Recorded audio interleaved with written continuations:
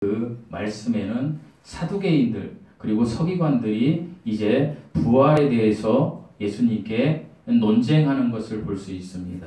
이들은요, 이 사두개인들이 예수님께 질문하는 것, 또 우리가 그동안 많이 나누었던 바리새인들이나 서기관들이 질문할 때는 항상 예수님을 시험하고자 하는 질문이었습니다. 예수님이 어떻게 하는지 한번 보자. 저가 이렇게 얘기해도 우리가 그의 흠을 잡을 것이 있고, 또 저가 반대로 이야기해도 그 흠을 잡을 수 있는 것, 그런 질문들을 계속 했었습니다. 그런데요, 그들 중에서 한 서기관이 예수님께서 그들을 향하여 대답하고 변론하는 것을 들어보니 이분은 위대한 하나님이라는 사실을 이제 조금씩 알게 된 것입니다. 그래서 이 위대한 분에게 이제 질문을 하나 하는 것입니다. 무슨 질문입니까? 자기가 그토록 알고 싶었던 질문입니다. 하나님을 믿는 백성들, 특별히 이 서기관이 속해 있는 자기 민족, 유대 민족, 이스라엘 백성들이 그토록 원하는 하나님 앞에 그들이 취해야 할 가장 큰 첫 계명이 무엇인지 이것을 알고 싶었던 것입니다. 그래서 이 서기관이 이제 예수님께 질문하는 것입니다. 우리 28절 한번 읽어보시겠습니다. 28절입니다. 시작. 서기관 중 한 사람이 그들이 일어나는 것을 듣고 예수께서 잘 대답하신 줄 알고 마음에 모든 계명 중에 첫째가 무엇입니까? 이 서기관이 예수님께 뭐라고 질문했다고요? 첫 계명이 무엇입니까? 하나님을 향한 첫 계명, 하나님이 우리를 향해서 지키라고 말씀하신 가장 소중한 계명이 무엇입니까? 라고 물어보는 거예요. 이 서기관은 아마도 목마름이 있었어요. 간절함이 있었어요. 자기 삶에서 정말 하나님께서 나에게 명령하시는 그것을 알고 싶은 간절한 마음이 있었는데 위대하신 분이 지금 자기 앞에 있는 거예요. 그래서 그분께 질문을 한 거예요. 가장 큰 첫 계명이 무엇입니까? 저는 이제 몇 주 동안 그동안 제가 여러분과 나누었던 강해 설교 그거를 조금 멈추고요. 요한복음 12장을 잠깐 멈추고 우리가 이제 그리스도를 믿는 사람이라면, 예수님을 믿는 사람이라면 어떤 우리 삶에서 어떤 특징이 발견되어야 하는지 그거에 대해서 몇 주가 될지 모르겠습니다. 몇 주 동안 제가 지난주에 말씀드린 대로 주제 설교를 중심으로 좀 나누려고 합니다.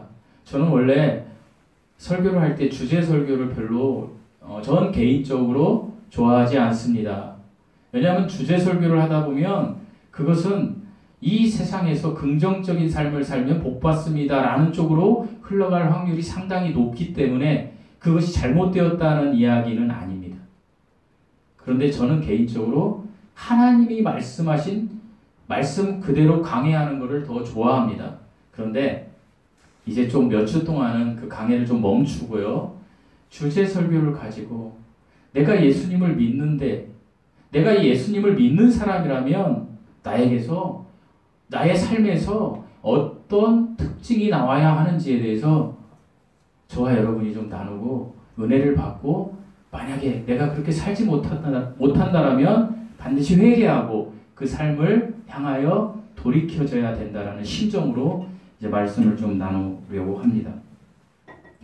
어떤 사람들이 예수님을 믿는다라고 한다라면 나타나야 할 가장 우선적인 특징은 오늘 본문이 이야기하는 30절에 이야기하는 것입니다. 30절 말씀 한번 읽어보시겠습니다. 시작. 내 마음을 다하고 목숨을 다하고 뜻을 다하고 힘을 다하여 주의 하나님을 사랑하라 하신 것이요.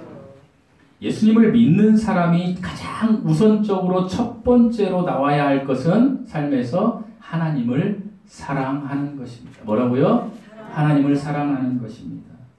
하나님을 사랑하는 것이 믿는 사람의 삶에서 나와야 한다라는 것입니다. 예수님을 믿는다면 구원받은 성도로 신분이 바뀌었습니다. 예수님을 믿는 믿음으로 여러분은 신분이 바뀐 거예요. 그래서 이제 그렇게 된 성도는 자신을 구원하신 그 대상이 예수님은 예수님이심을 알고 이 하나님이신 예수님을 영원히 사랑해야 한다라는 것입니다. 근데 과연 우리가 그런 삶을 삽니까? 그렇지 못합니다. 우리는 연약한 존재입니다. 특별히요, 우리가 사는 이 세상의 모든 관계는 이익관계에서 계산이 끝나면 관계도 끝납니다. 내 이익이 없으면 그 관계가 끝난다라는 거예요. 그러나 진정한 사랑은 가만히 있어도 견딜 수 없을 정도로 그 대상을 향하여 절실한 마음이 있는 것이 진정한 사랑이에요. 날씨가 추워서 오늘 우리는 뭐 아기가 많이 없으니까 제가 하은이하고 강현이 얘기를 해도 다른 사람이 상처를 안 받으니까 하은이하고 강현이가 안 왔는데 하은이하고 강현이를 향한 부모님의 사랑은요 무조건적인 사랑일 거예요. 지금 왜요? 그 아기가 이쁜 거예요. 그 대상이 이쁜 거예요. 그래서 사랑은 그 대상이 너무나 중요하다라는 거예요. 그런데 우리 이 세상을 사는 사람들의 모든 그 사랑의 대상은 무엇에 관련이 되어 있다고요? 이익에 관련이 되어 있는 거예요. 나의 이익이 있기 때문에 내가 그것을 하고 나의 이익이 있기 때문에 내가 지금 그 사람을 사랑한다라고 표현을 하는 거예요. 그런데 이 이익이 특별히 이 이익이 이제 뭔지는 뭐 여러 가지가 있을 수 있어요. 그런데 이 이익 중에 모든 사람이 사랑하는 게 돈이에요. 물질. 그러니까 제가 이 이익을 물질로 얘기해 볼게요. 돈이 내가 저 사람과 관계 속에서 나에게 이 돈이 나에게 많이 얻어지면 저 관계가 돈독해지지만 그렇지만 이 돈이 나에게 손해가 돼버리면 그 사람과 관계가 끊어져 버리는 거예요. 이익관계로만 모든 관계가 조성이 되는 거예요. 그러나 하나님을 사랑한다라는 것은 진정한 하나님을 사랑하는 것은 내가 이익을 보든지 손해를 보든지 간에 거기에 어떤 주안점을 두지 않고 내 사랑의 대상이신 하나님을 온전히 주안점을 두고 사랑하는 것, 이것이 성도들이 마땅히 해야 할 하나님에 대한 사랑이에요. 보통 교회를 다니는 사람들의 이제 고백을 들어보면요, 자신을 위하여 예수님을 믿는다고 말하는 사람은 없어요. 제가 여러분에게 사랑하는 성도 여러분, 여러분은 누구를 위해 예수님을 믿어요? 라고 물어보면 아마도 예수님의 복음을 증거하기 위해서 믿어요. 예수님을 저 자신을 위해서 믿는 것이 아니라 예수님의 영광을 위해서 믿어요. 라고 입으로 우리가 이야기할 때는 많아요. 저도 그래요. 그러나 실제로 우리의 삶을 보면 우리의 입으로 하나님을 사랑한다고 말하지만 실제로는 우리의 이익을 위해서 예수님을 믿고 있는 위선적인 모습들이 너무나 우리 속에 많이 있다라는 거예요. 그러하기에 우리가 예수님을 믿으면요, 하나님께서 우리를 사랑하시고 돌보아 주시고 내가 내 이익이, 그러니까 아까 말씀대로 내 돈이 잘 벌리고 내가 건강하고 내가 그냥 하는 대로 뭐든 다 잘 되면 내가 하나님을 믿어서 이렇게 되는 거야 라고 하나님을 최고로 여기지만, 그렇지만 내가 하는 일마다 되지 않아요. 내가 그리고 병이 걸려서 약해져요. 내가 기도를 하고 하나님을 사랑한다고 아무리 해도 내 삶이 바뀌지 않아요. 그럴 때는 하나님이 없는 것 같아 라고 하면서 내 신앙이 식어져 버리는 그러한 존재들이 우리들이라는 거예요. 그런데 여기에서 왜 이런 문제점이 발생되는 걸까요? 우리가 실제로는 예수님을 믿는다라고 하지만, 내가 하나님께 영광을 돌린다라고 하지만 우리의 속은 뭐예요? 내 이익 중심으로 하나님을 이용하려는 위선적인 마음이 있기 때문이에요. 그래서 우리가 진정한 그리스도인이라면 우리는 하나님 안에서 매력을 발견해야 되는 거예요. 하나님의 매력을 발견해야 되는 거예요. 하나님께서 우리에게 주신 것, 우리가 세상에서 누리는 것, 이런 것들 때문에 매력을 느끼면 안 된다는 거예요.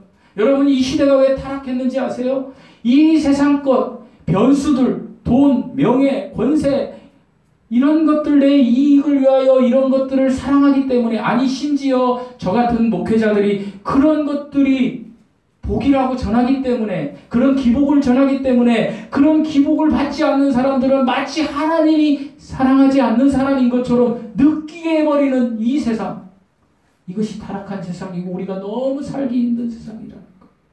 사랑하는 성도 여러분 하나님을 사랑한다라는 것은 내 삶이 내 환경이 어떻든지 간에 내 영혼을 책임져 주신 그 하나님을 사랑하는 거예요. 그 하나님만을 사랑하는 거예요. 보통 우리가 어떤 사람을 사랑한다면 그 사람에게 매료되는 거 아니겠습니까? 내가 사랑하는 사람이 생겼어요. 그러면 그 사랑하는 사람의 어떤 위치, 그 가진 거, 돈이나 그 사랑하는 사람의 어떤 직업 이런 것들 때문에 내가 매료됐다라면 그 사람을 사랑하는 게 아니에요. 그 사람이 어떤 위치에 있든지 간에 그 사람 자체를 사랑하는 것. 이것이 그 사람을 사랑하는 거예요. 요즘은 이제 세상이 많이 타락하고 물질 만능주의라 돈이 많고 이렇게 하면 그 돈에 의탁해서 이렇게 가서 그 사람을 사랑하는 식으로 사랑이 변질되어 버렸어요. 그래서 많이 헤어지는 거예요. 그 사람이 어떤지 간에 그 사람을 사랑한다라면 그 사람에게만 매료되어서 사랑해야 된다는 거예요. 이와 같이 우리가 하나님을 사랑한다라면 우리는 무엇에만 매료되어야 돼요? 하나님에게만 매료되는 체험이 있어야 되는 거예요. 이런 사람이 하나님을 사랑할 수 있어요. 근데 성경은 이런 사람들에 대해서 이야기하고 있어요. 수많은 사람들이 하나님께 매료되는 체험을 가졌어요. 제가 세 분만 소개하겠습니다. 모세 오경을 기록한 모세는 하나님의 탁월하심을 보고 일생 동안 이 하나님께 매료되어 하나님을 사랑했다라고 출애굽기 15장 11절에서 기록하고 있어요. 출애굽기 15장 11절을 보면 여호와여 신중의 주와 같은 이가 누구니이까 주와 같이 거룩함에 영광스러우며 찬송할 만한 위엄이 있으며 기이한 일을 행하는 자가 누구니이까. 모세는 하나님께 매료되었어요. 그리고 이스라엘의 2대 왕 너무나 유명한 다윗 왕의 고백이 오늘 제가 여러분 예배 묵도 시간에 읽은 시편 18편 1절 우리 형찬이 형제가 찬양했던 복음성가 75장 나의 힘이 되신 여호와여 내가 주를 사랑하나이다. 이게 하나님께 매료된 다윗의 고백이었어요. 그리고 구약의 하박국 선지자는 이렇게 또 이야기하고 있어요. 하박국 3장 18절에 나는 여호와를 인하여 즐거워하며 누구를 인하여 즐거워하며 여호와를 인하여 즐거워하며 다른 거 다 필요 없어요. 여호와를 인하여 즐거워하며 나의 구원이 하나님을 인하여 기뻐함이로다.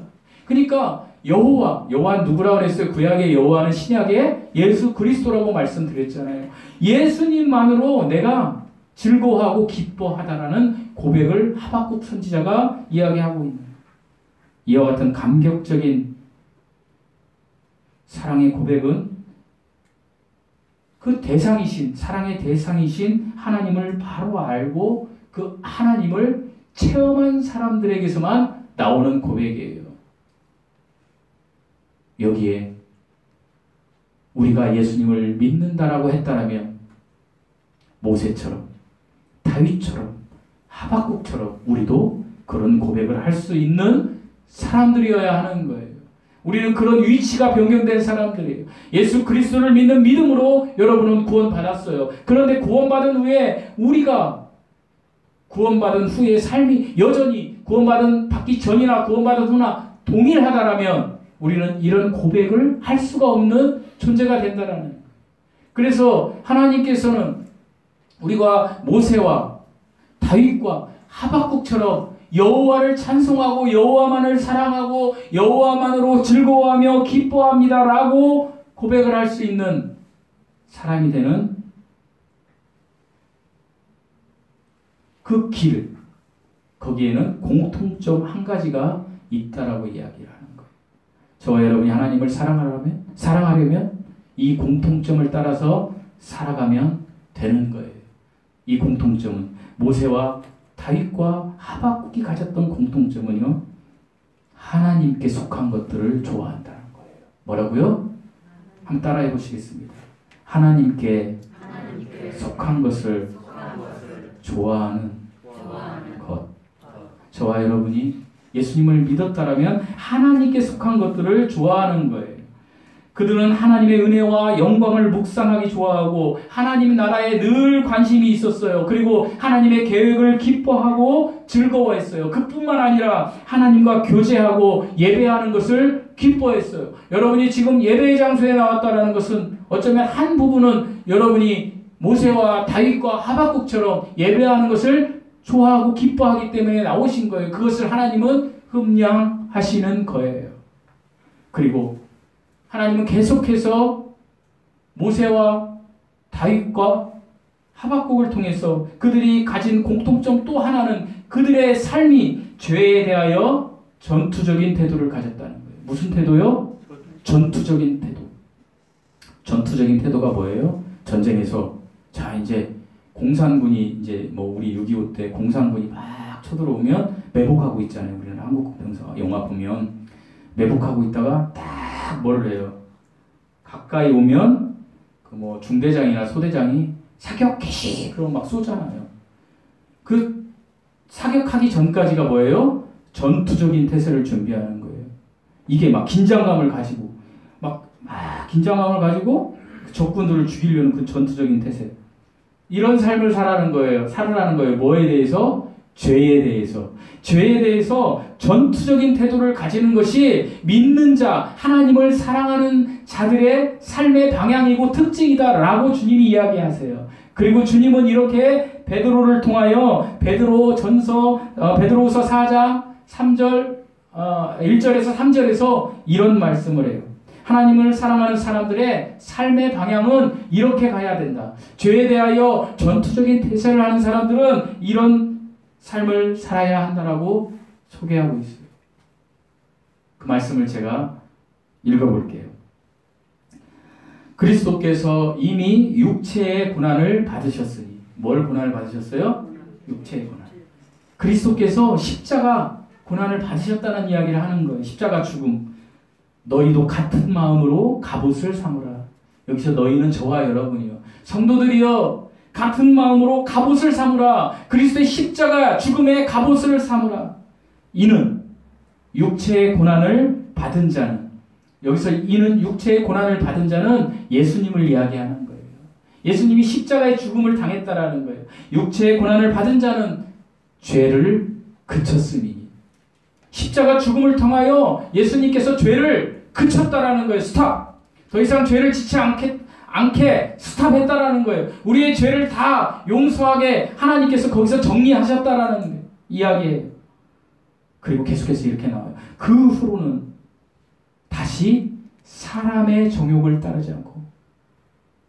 누구의 정욕이요? 사람의 정욕. 우리는 그동안 사람의 정욕대로 살았다라는 거예요. 그런데 이제 예수 그리스도의 육체의 고난을 받은 그것으로 우리가 구원받은 우리들은 마음의 갑옷을 입었으면 이제 사람의 정욕으로 더 이상 따라 살지 않는다라는 거예요. 그리고 이렇게 계속해서 나와요. 하나님의 뜻을 따라. 누구의 뜻을 따라? 여러분이 예수님을 믿었으면 하나님을 사랑하는 것인데, 하나님을 사랑하는 것은 이제 정욕을 따르지 않고 하나님의 뜻을 따라. 그 다음에 이렇게 나와요. 육체에 남은 때를 살게 하려 함이라. 육체에 남은 때. 여기에 이제 이렇게 오늘 오신 분들은요, 우리 애기들이 오늘 안 왔기 때문에 많이 남은 삶이 고작 제가 볼 때는 5, 60년. 하은이하고 강현이가 나왔으면 뭐 8, 90년이 되겠지만 그 정도밖에 안 남았어요. 저는 고작 2, 30년이나 남았을까요? 뭐 그것도 건강하게 무병장수 한다라고 세상 사람들이 얘기하는데 얼마 안 남았어요. 주님이 이렇게 합니다. 네 얼마 안 남은 육체에 남은 때를 누구의 뜻에 따라 살게 하려 함이라 하나님의 뜻을 따라. 그리고 이 말씀이 나와요. 지금 제가 베드로후서 죄송합니다. 베드로 전서예요. 베드로 전서 4장 1절에서 3절 말씀을 제가 이야기하고 있는 거예요. 제가 찾아서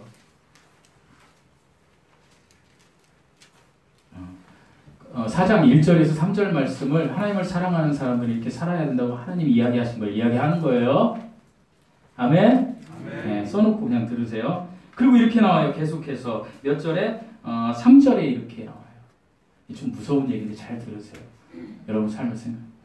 너희가, 여기서 너희는 누구냐면 구원받은 우리들 성도들, 너희가 음란과 뭐요? 따라서 해보시겠습니다. 음란과 정욕과 술 취함과 방탕과 향락과 무법한 우상 숭배를 하여 너희들은 그렇게 살았다는 얘기예요. 저와 여러분은 이것에 속해서 살았다라는 거예요. 목사님 무슨 소리예요? 내가 무슨 술 취함이 있고 방탕이 있고 내가 무슨 정욕대로 살고 내가 무슨 음란해요. 그런 말을 어떻게 할 수 있어요? 아니요. 저와 여러분 그렇게 살았다라고 하나님이 선언하시는 거예요. 여러분 한 번도 태어나서 욕심내본 적이 없나요? 지난주에 우리 강현이 왔을 때 내가 이뻐가지고 손을 이렇게 잡으니까 강현이가 어떻게 하는지 아세요? 저를 막 잡아가지고 막 끌어요. 말은 안 하지만 욕심이 있는 거야. 이게 먹을 건지 뭔지 모르지만 막 하여간 모든 사람에게는 욕심이 있다라는 거예요. 저와 여러분이 욕심을 위해서 거짓말 한 번이라도 안 한 분이 여기 계세요? 저보고 되물어보면 아니요, 저 거짓말 엄청. 아유, 선을 향한 거짓말이에요. 거짓말도 거짓말이에요. 하나님 앞에서는. 하나님이 그렇게 이야기하시는 건 너희가 음란과 정욕과 술 취함과 방탕과 향락과 무법한 우상 숭배, 자녀를 사랑하는 것도 우상 숭배예요. 돈을 사랑하는 것도 우상 숭배예요. 이렇게 하여 그 다음이 중요해요. 이방인의 뜻을 따라 행한 것. 그러니까 하나님이 없을 때 이방인의 뜻이라는 것은 하나님이 없이 사는 사람들, 세상 사람들. 그 이방인의 뜻을 따라 행한 것은 따라서 해보시겠습니다. 제가 지금 읽는 거. 지나간 대로 족하도다. 이게 하나님을 사랑하는 사람. 여러분 우리가 그동안 수도 없이 이렇게 살았으면 그동안 제가 55년을 56년을 살고 여러분이 뭐 40년을 살았던 그 기간 동안 이 수많은 죄는 족할 만큼 많이 했다라는 거예요. 이제 족하니까 남은 때는 하나님의 뜻을 따라 살아라 라고 주님이 이야기하시는 거예요. 이게 하나님을 사랑하는 사람이에요. 여러분이 어떤 위치에 있든 예배드릴 때이든 세상에 나가서이든 그 일을 할 때에 그 환경에 있을 때에 이것이 하나님의 뜻인가를 한번 생각해 보라는 거예요. 이 생각을 할 수 있는 사람이 예수 믿는 사람이에요. 그런데 어떤 예배드릴 때는 내가 거룩한 예배드리는 성도인 것 같지만 내가 세상에 나가서 세상 이방인들과 있을 때에 내가 하나님을 의식하지 않고 그저 세상 법대로 그냥 거기에 취해서 하면 내가 정말 예수 믿는 사람인지 한번 생각해 봐야 된다는 거예요. 사랑하는 성도 여러분, 예수님께서는요 성경에서 너희가 거룩하라는 말씀을 611번을 했어요. 그런데 너희 서로 사랑해라 이건 386번밖에 안 돼요. 그 이야기는 뭐예요? 사랑보다 더 중요한 건 우리가 사랑을 받았으면 이제 우리가 어떻게 살아야 된다? 하나님의 뜻대로 거룩하게 살아야 된다는 거예요. 내가 거룩하니 너희도 거룩하라. 하나님이 이렇게 우리에게 이야기하시는 거예요. 그런데 거룩하지 않아요. 저와 여러분이. 미치겠어요. 왜요? 거룩하지 않으니까. 그래서 하나님은 우리에게 이제부터는 너희는 반드시 회개의 삶을 살아라고 이야기하는 거예요. 사랑하는 성도 여러분. 여러분이 구원받기 위한 죄에 대한 회개를 하라는 것이 아니에요. 여러분 사는 것 자체가 우리는 죄를 하나하나 짓는 삶을 저도 그렇고 여러분도 그렇게 살고 있어요. 그런데 하나님이 우리에게 특효약을 주셨어요. 뭘요? 회개라는 특효약을 주셨어요. 지난 한 주간 살면서 내가 하나님의 뜻대로 살지 않았던 것을 한번 생각해 보세요. 그리고 회개하세요. 그러면 제가 늘상 이야기하는 것처럼 내가 예전에는 100% 음란과 정욕과 술 취함과 방탕함에서 아무 의식도 없이 살았지만 이제 내가 회개하면요 90% 생겨요. 하나님은 10% 의식한다는 거예요. 그리고 또 회개하면요 80%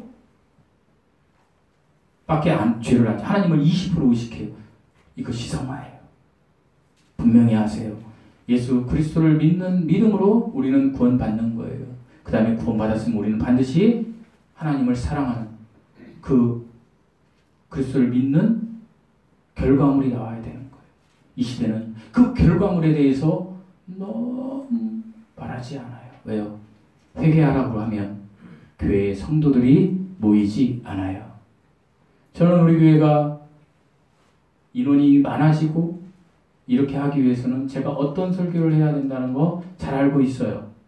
회개는 입 밖에도 내지 말고, 그리고 지옥이라는 건 입 밖에도 내지 말고, 제가 그렇게 해야 돼요.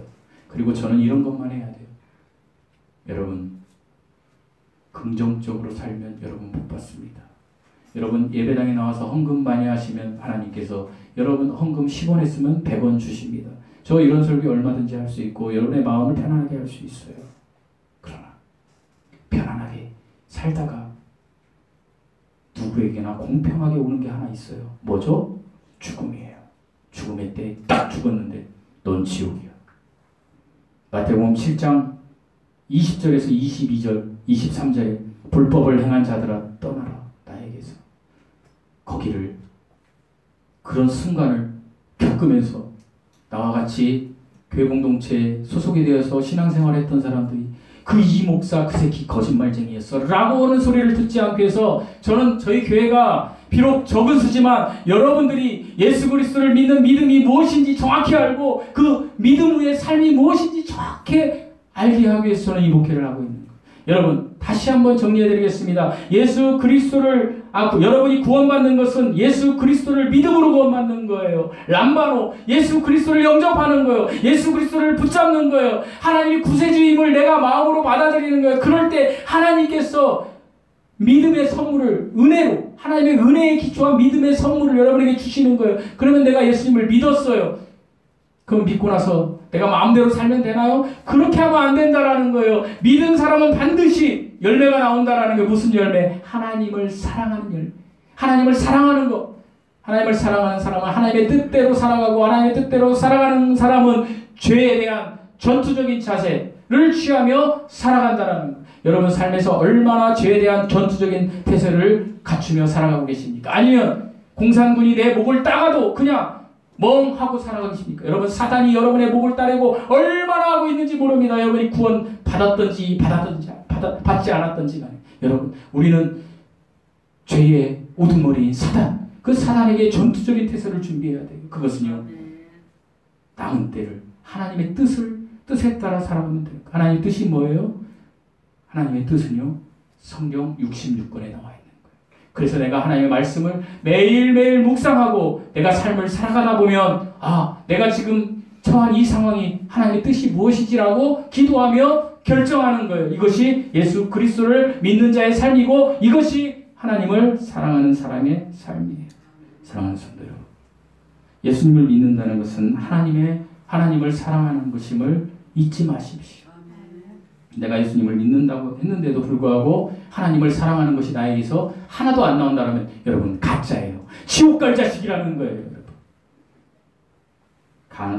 가지너 스프린이라는 사람은 이런 이야기를 했대요. 하나님을 최고로 사랑하는 것은 회심한 마음의 결정이다.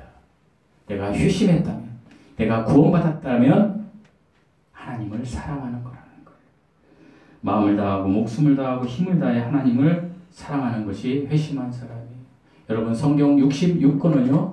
이걸 하나로 말씀드리면 하나님의 이야기예요. 그걸 다른 말로 말하면 예수 그리스도의 이야기예요.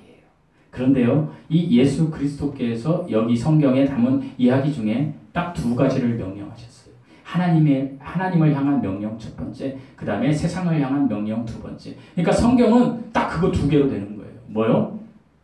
하나님이 우리에게 명령한 거 오늘 읽은 거. 내 마음과 뜻과 힘을 다하여 누구를 사랑하라? 하나님을 사랑하라. 그러니까 하나님을 사랑하라는 게 하나님과 우리의 수직적인 계명이에요.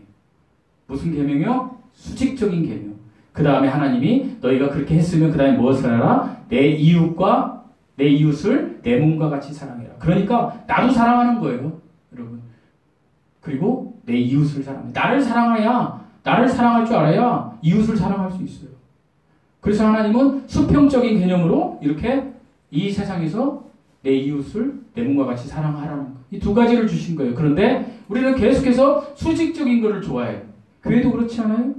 교회도 하나님, 내가 목사 이렇게 사랑해. 그 다음에 내가 목사잖아요. 목사 다음에 성도 어떻게 수직적으로. 이거 아니라는 거예요, 여러분. 하나님과 나하고는 수직적이에요. 그건 부인할 수 없어요. 그래서 우리는 하나님께 영광 돌리는 삶을 살아야 되고 마음과 힘과 뜻을 다하여 하나님을 사랑해야 돼요. 그러나 저와 여러분은요, 수평적인 사람이에요. 그럼 목사는 뭐예요? 전도사는 뭐고?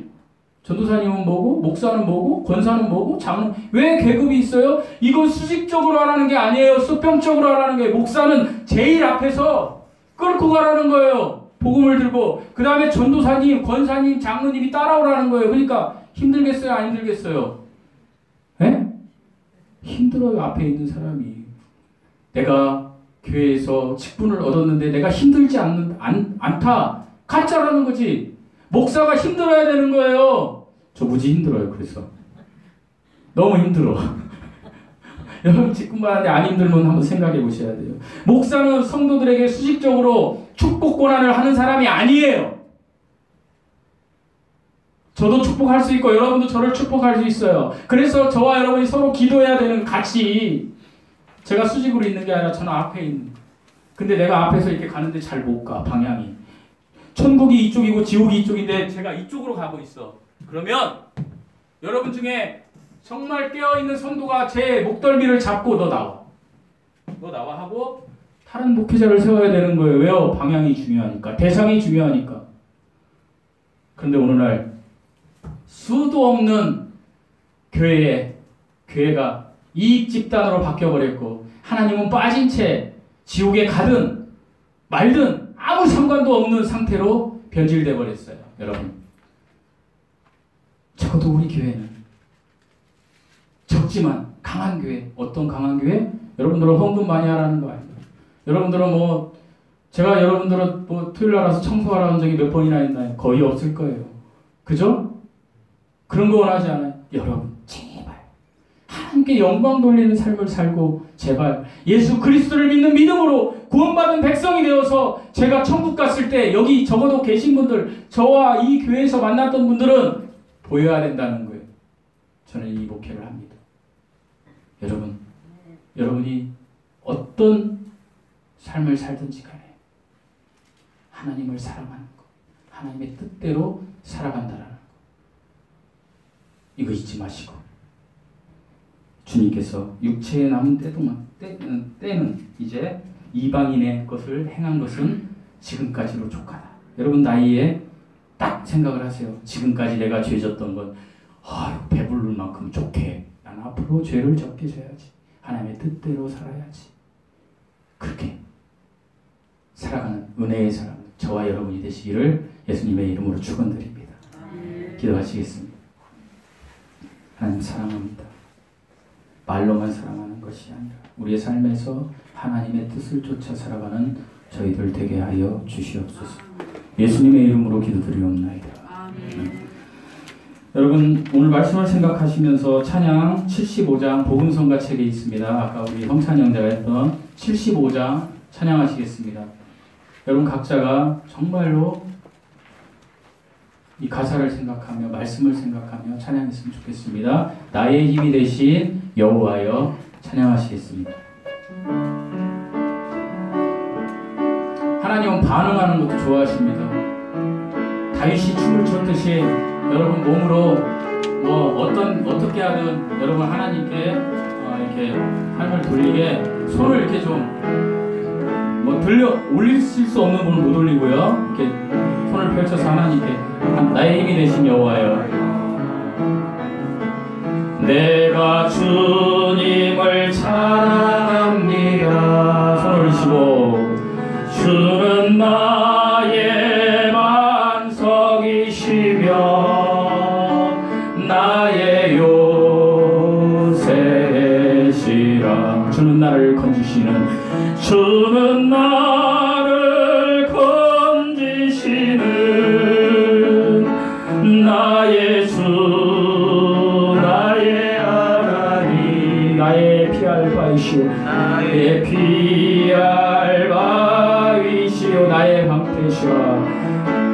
나의 방 되시라. 나의 하나님, 나의 하나님,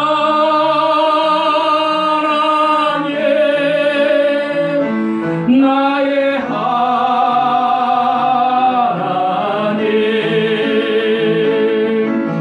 구원의 불이시여